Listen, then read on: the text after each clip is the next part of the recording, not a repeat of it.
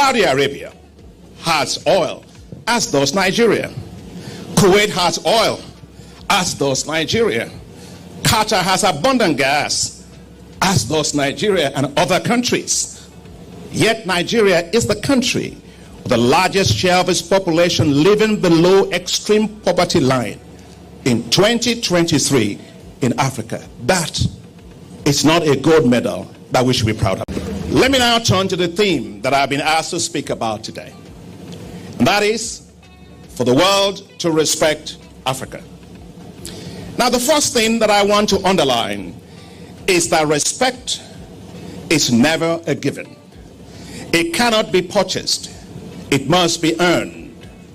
And it is earned based not on rhetoric or request, but based on action. Concrete action. Consistent action over time. Saudi Arabia has oil, as does Nigeria. Kuwait has oil, as does Nigeria.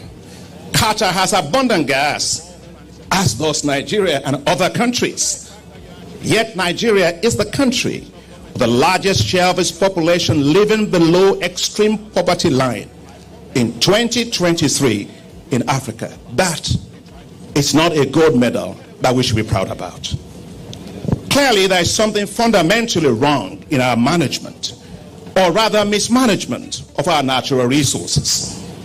It is also clear that if we continue to mismanage these natural resources, we will remain stuck.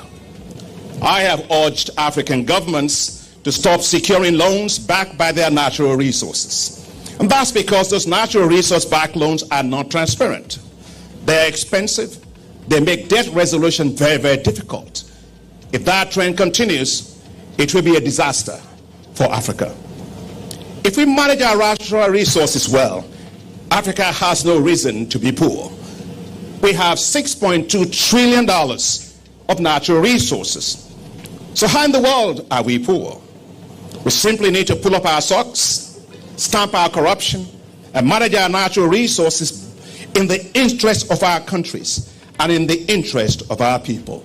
And let me say, the resources of a country does not belong in the pockets of powerful and rich individuals. It belongs for the state to be used for the benefit of the people of that country. There must be accountability on our natural resources.